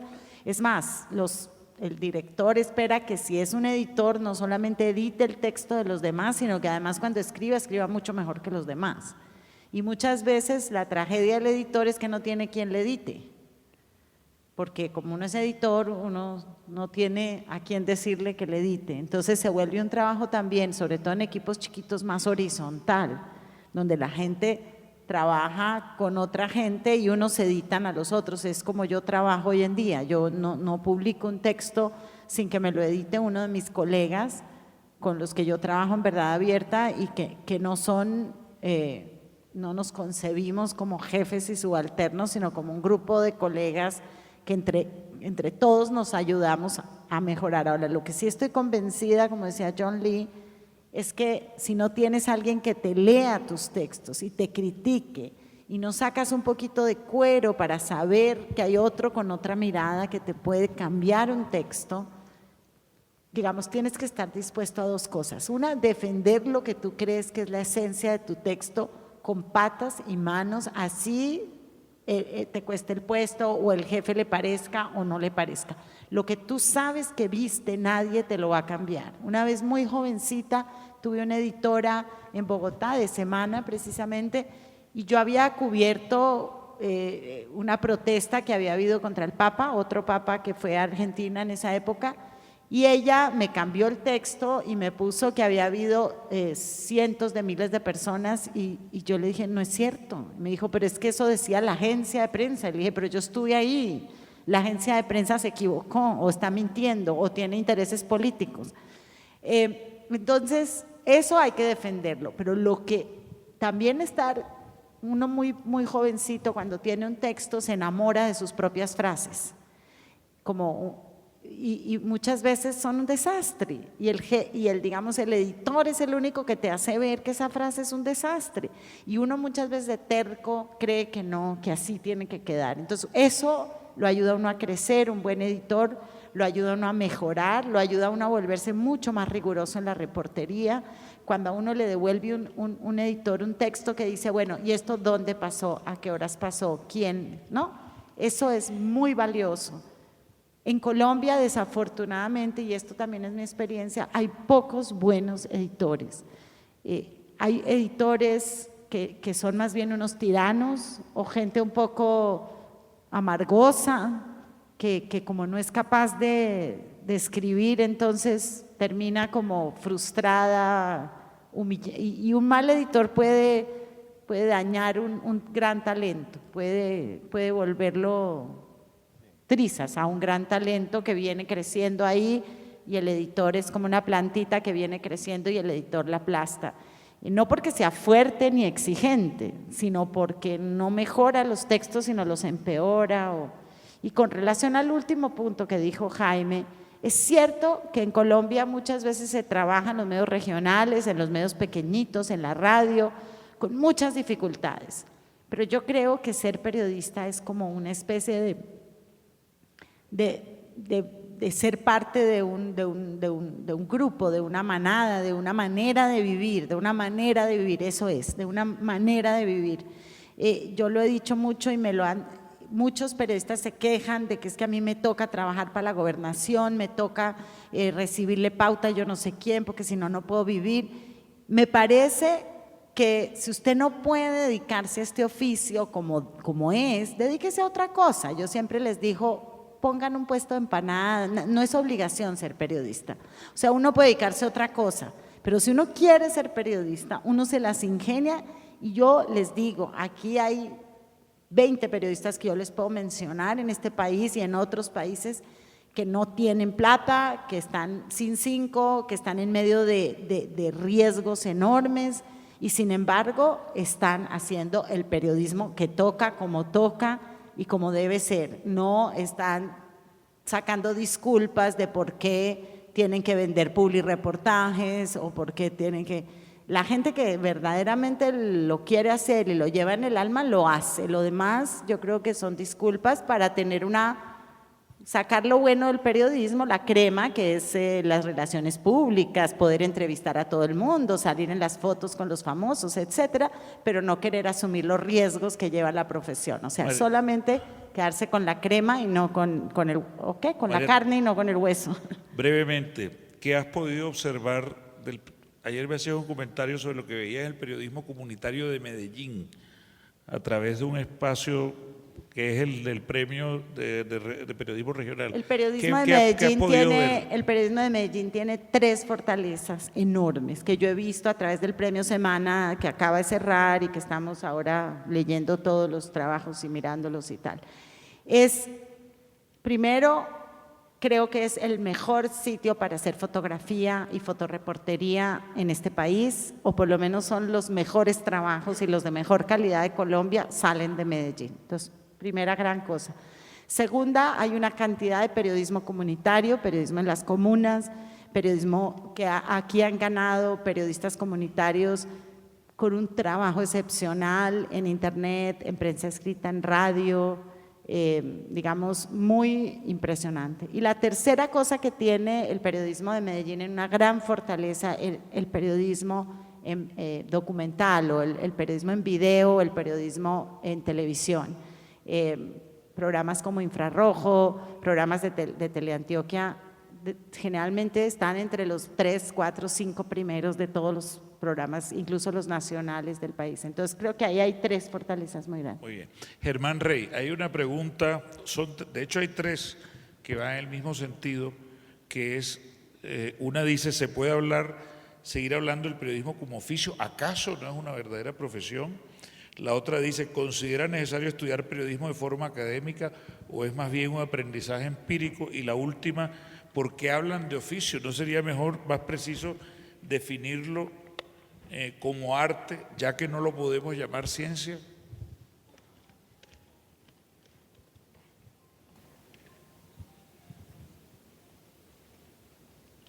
Es curioso, pero en esta época de post-profesiones, porque el mismo término y el mismo concepto de profesión está siendo muy cuestionado. Saben ustedes que hay estudios sobre la obsolescencia del conocimiento y de las profesiones. ¿Cuánto dura un conocimiento hoy? ¿Cuánto dura una profesión hoy? Y normalmente lo que hay es readaptaciones, recreaciones de lo que uno hace. Gente que construye futuros donde puede habitar como profesional o como alguien que se gana la vida. Ese es un punto importante. Y no quisiera discutir si es oficio o profesión, solamente decir que a mí la palabra oficio me inspira más. Y creo que hay una reconsideración hoy del concepto de oficio como existía hace unos siglos, obviamente replanteado el término.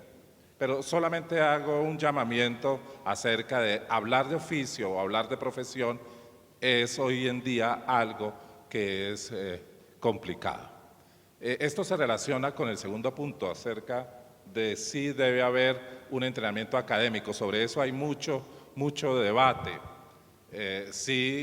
Conozco países en los que no hay, digamos, un currículum académico para formar periodistas. En Alemania, por ejemplo, el oficio periodístico, la profesión periodística se hace después de tener otra profesión y quienes dan fe de que esa persona tiene un determinado oficio son periódicos, medios donde esas personas han entrado a un proceso de aprendizaje.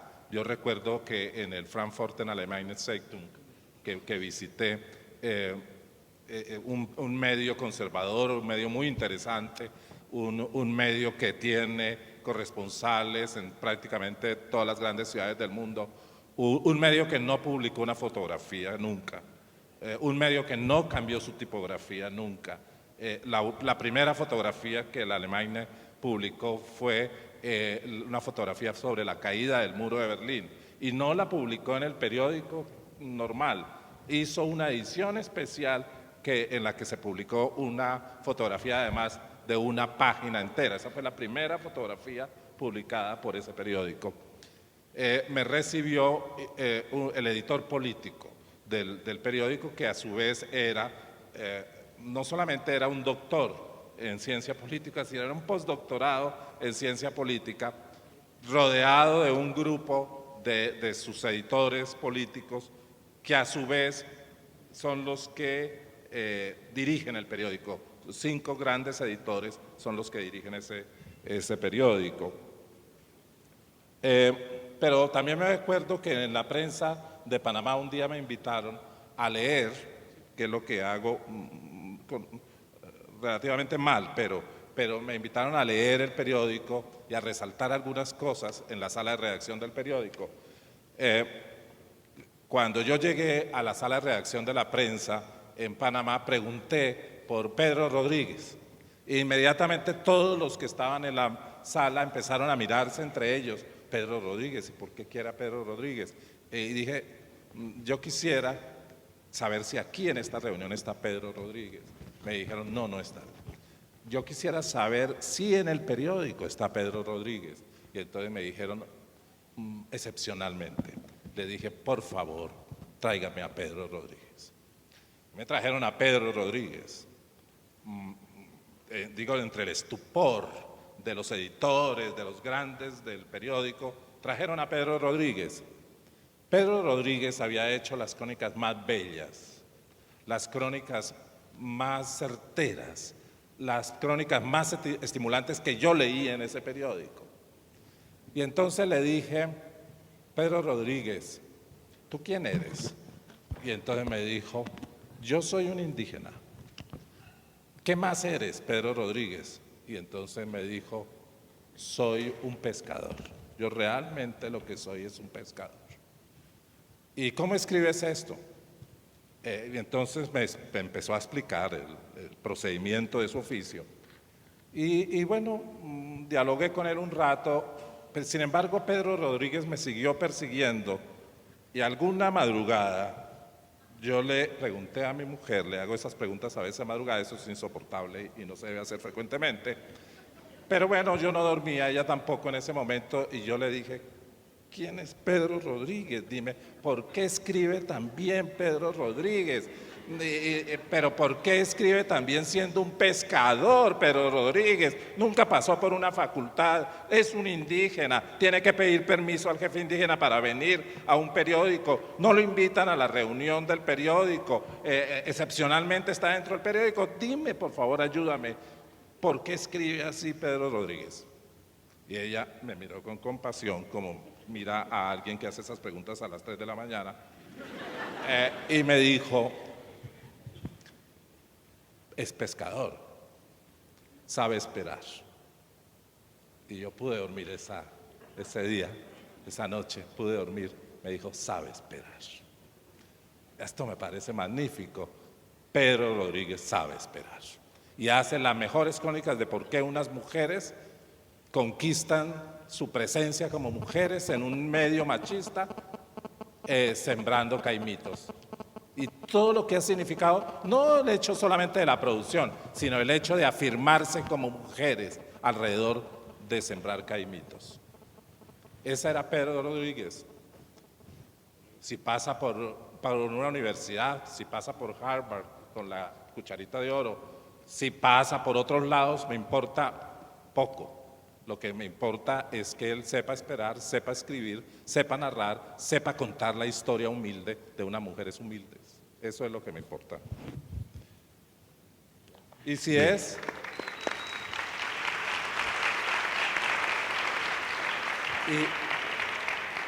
Y si es, ¿por qué discutimos oficios o profesiones en épocas donde no hablamos de eso ya? O de arte y de ciencia, para incluir el periodismo, ¿dónde? Si la ciencia nos está demostrando la belleza de una nebulosa,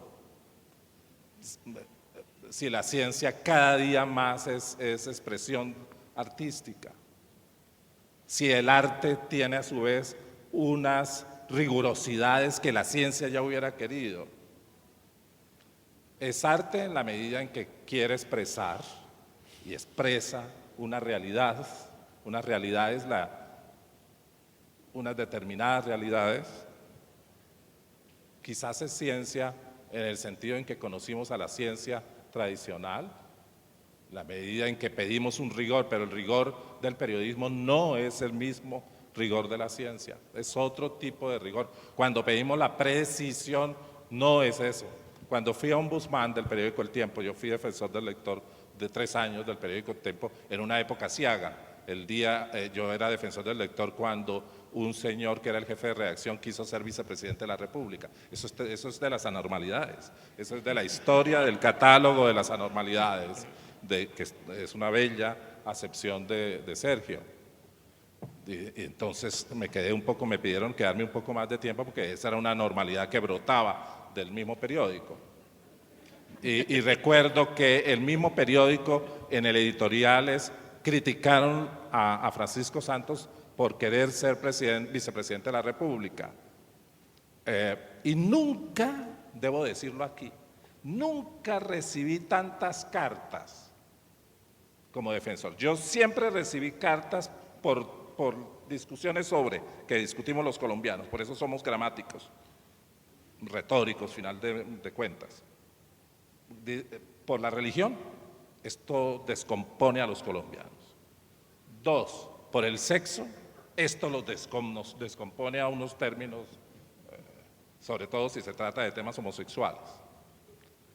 3, por el fútbol, que ahí nos lleva a las cuotas más altas de la agresión. Y 4, por el que galicado.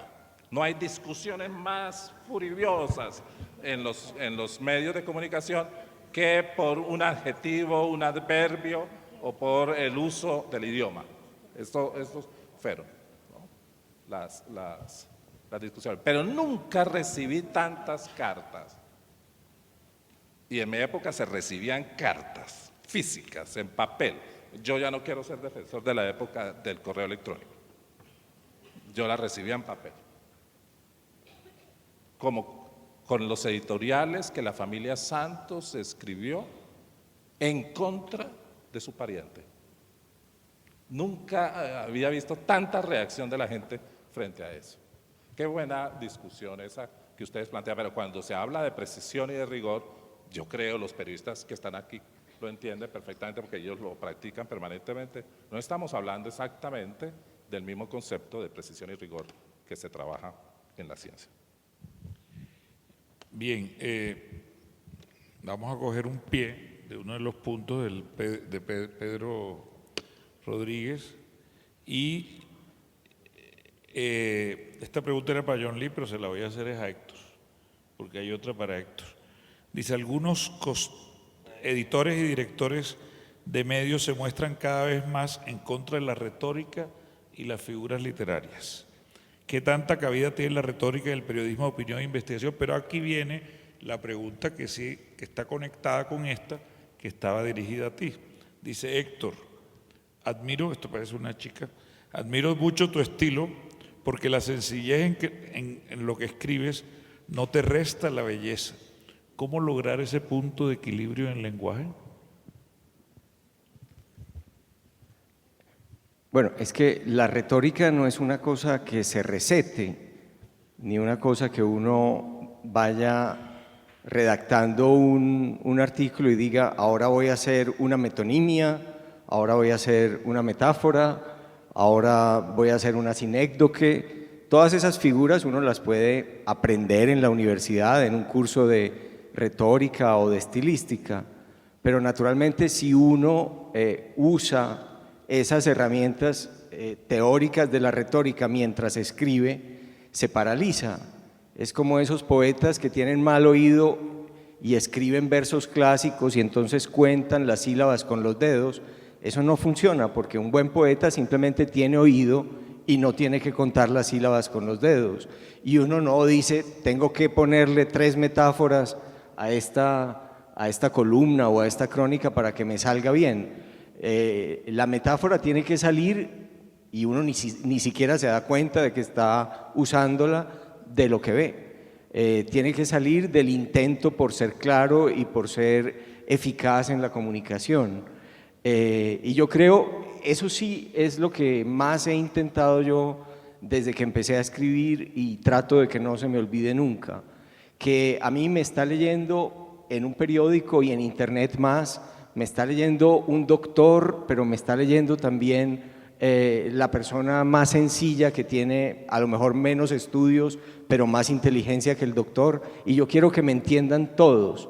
Yo no quiero usar esa herramienta que usan tanto algunos filósofos o algunos pensadores posmodernos de ensuciar las aguas y escribir de una manera oscura para que el pensamiento parezca muy profundo.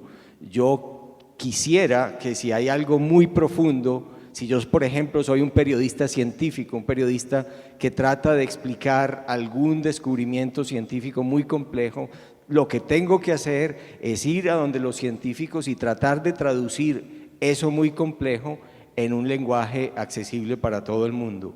Y lo mismo si fuera periodista económico o político. Yo, bueno, no sé, en ese sentido cubrir un discurso de Mockus es muy difícil. Tratar de traducirlo a un lenguaje simple pues es muy difícil. Pero yo creo que la ambición de la claridad es una posición necesaria en cualquier periodista. La claridad es la primera condición para poder discutir cualquier cosa, porque si no sabemos de qué se está hablando, pues no sabemos cómo podemos abordar el problema. Muy bien, hay un par de preguntas dirigidas específicamente a Carlos Fernando Chamorro. La primera, muy simple, dice, para tus textos, ¿cómo ayudó a nutrirlos el contenido del proceso en el frente? Hablamos del frente sandinista, por supuesto. ¿Cómo, para tus textos, para nutrir tus textos, en qué medida te ha servido la experiencia en el frente sandinista?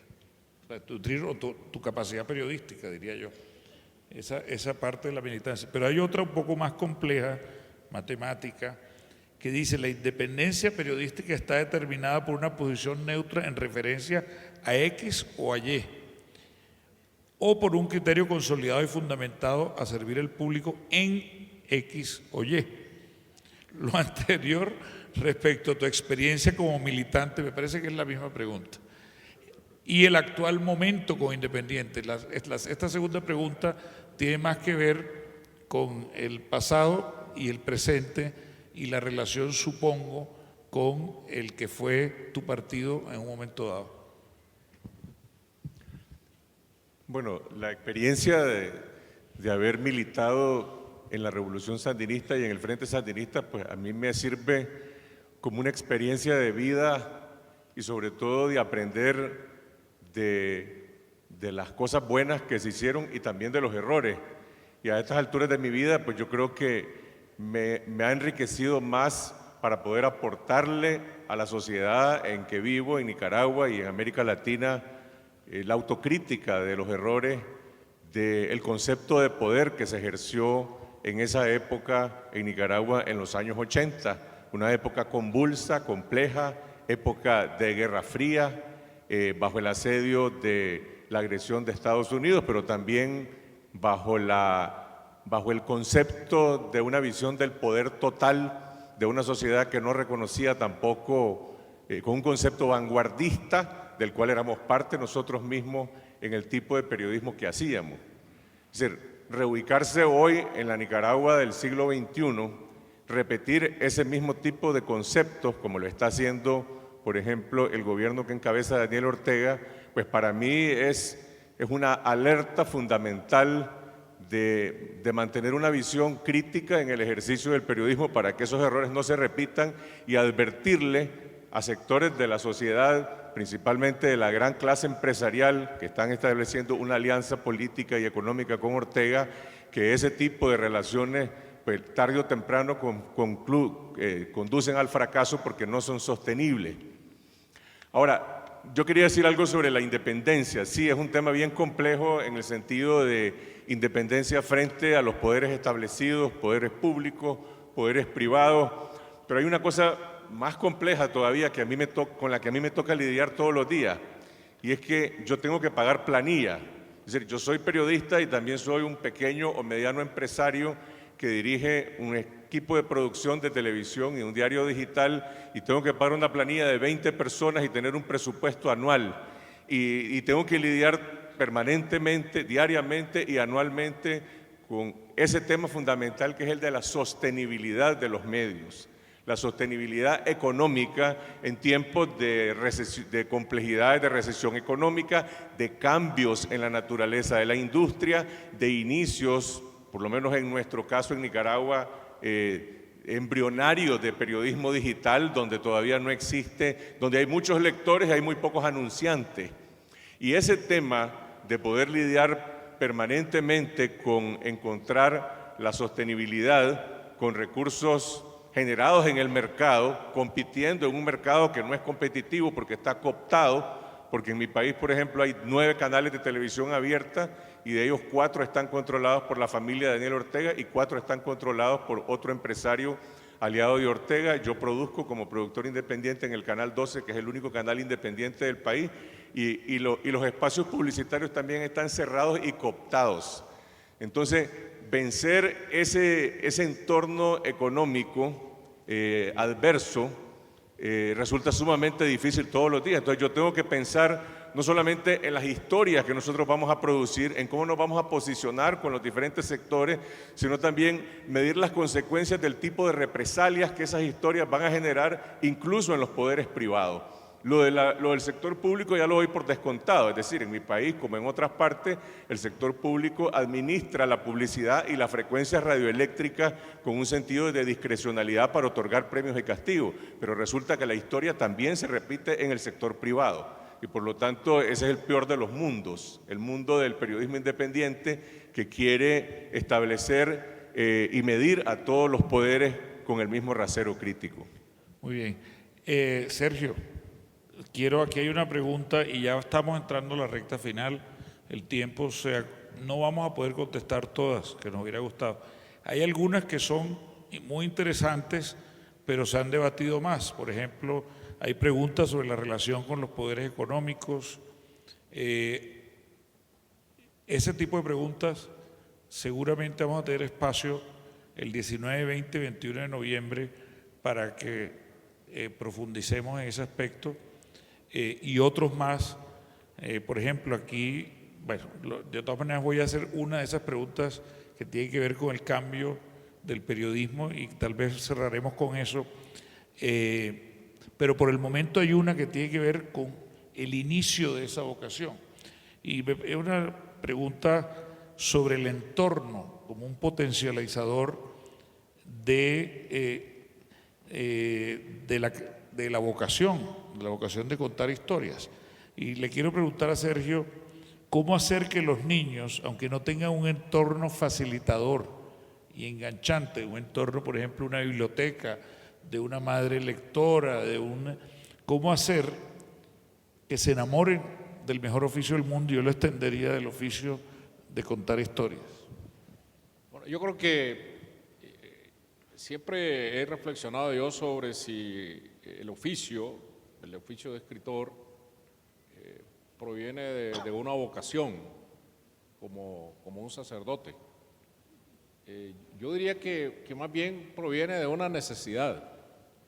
Y eso es algo que yo tomé de una vieja entrevista que le hicieron una vez al Premio Nobel de Literatura Bashevis Singer, donde él decía que escribir para él era una necesidad. Y yo me reconocí me reconocí en esa definición. Uno escribe porque necesita contarle a los demás algo que uno cree singular y que cree que a los demás les va a gustar saber. Y eso me parece que es un punto de partida tanto para el periodismo como para la literatura. El que no siente esa necesidad, me parece que no está dotado para el oficio y que se vuelve una necesidad impostergable y que me obliga a dejar otras cosas que pueden ser muy valiosas de hacer, pero que yo renuncio a ellas para dedicarme a escribir. En eso estamos hablando ya del oficio como apostolado, ¿no? Es decir, para alguien que esté empezando a escribir, el día tiene muchas atracciones.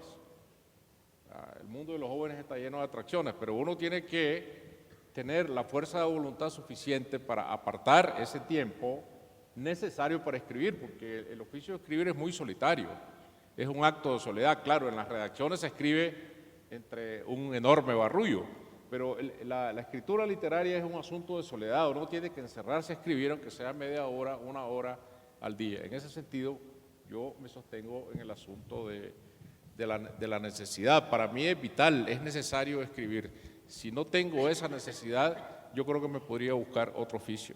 Entonces lo que habría es que, más bien como lo proponía Gabo, buscar cómo llegarle a los niños que tienen esa necesidad. Bueno, pero es que esa es otra cosa. Perdón, que me había olvidado la pregunta original de los niños.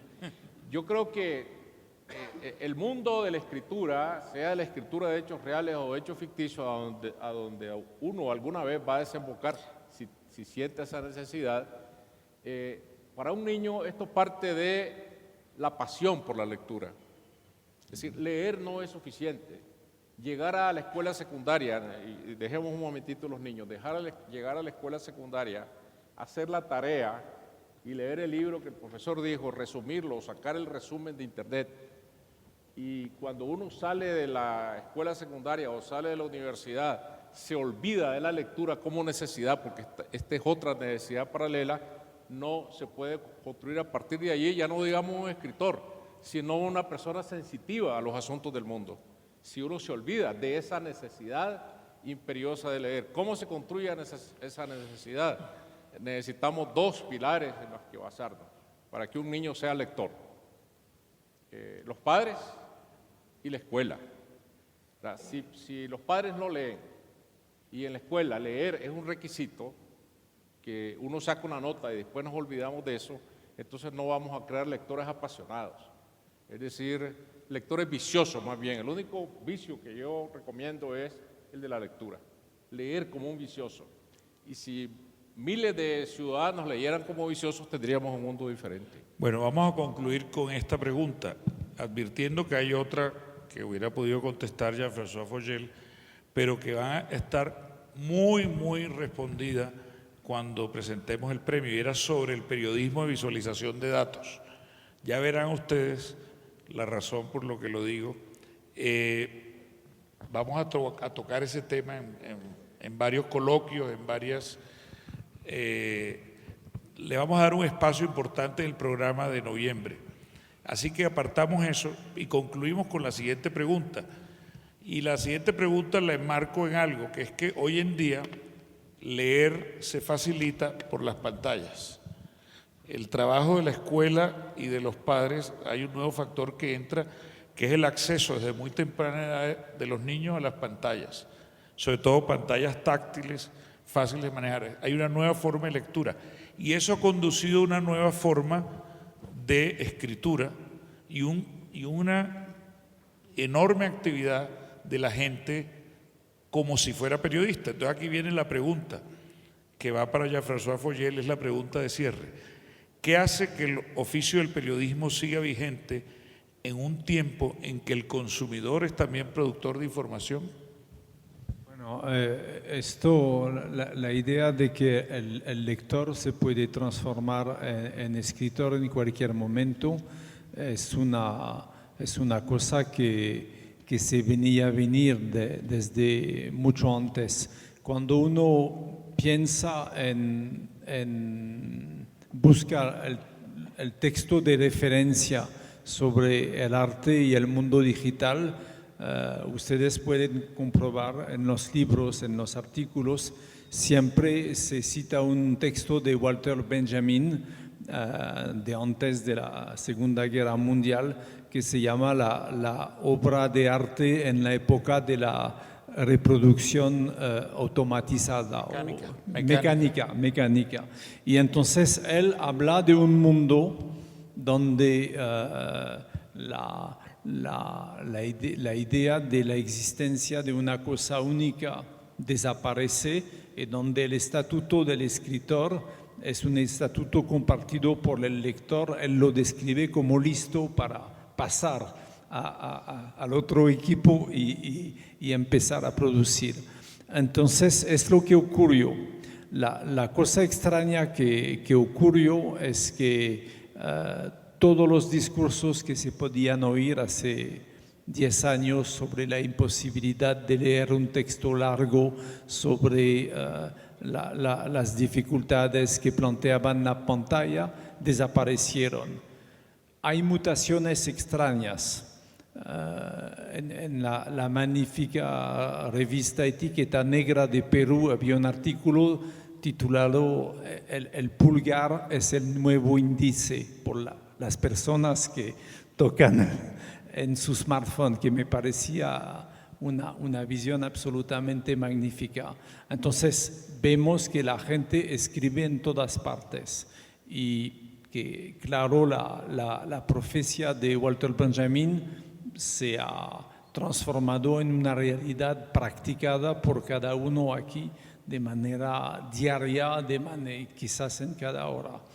Esto no es el gran cambio. El gran cambio es la aparición de nuevos formatos que tienen que ver con la manera de pensar. Es decir, no me acuerdo bien del dato, pero me parece que los que van a Internet en Colombia dedican casi el 20% de su tiempo a estar en una página Facebook. Cuando están en una página Facebook, ven caer una serie de mensajes, de textos aparentemente desconectados. Uno no tiene nada que ver con el otro. Cliqueando van a ver algo de imagen, algo de texto, una confusión aparente, pero perfectamente dominada por la persona que está en su página. Todo lo que está en su página tiene que ver con una decisión suya de invitar a aquella entrada de contenidos. Entonces, más bien, más que de hablar de lectura, es mucho más interesante hablar de formatos y pensar que con la aparición de la pantalla aparecen nuevos formatos donde la arquitectura de los textos, donde la relación entre el texto y las imágenes de todo tipo es algo nuevo que abre enormes posibilidades. No quita nada al pasado, pero se amplía con cosas distintas y supongo es cierto que hablaremos mucho más de esto en noviembre. Exacto, entonces yo quiero agradecer a los maestros que hacen parte del Consejo Rector del Premio Gabriel García Márquez de Periodismo, el premio que se entrega en Medellín, como les dije, del 19 al 21 de noviembre. Va a haber otras personas como ellos, muchos más, los ganadores, los finalistas, miembros del jurado e invitados especiales en esos días. Gracias a la Fiesta del Libro, gracias a la Universidad de Antioquia, gracias a Medellín por la hospitalidad que nos brinda y esperamos que haya sido provechoso este encuentro con el premio Gabriel García Márquez y sus gestores. Muchas gracias.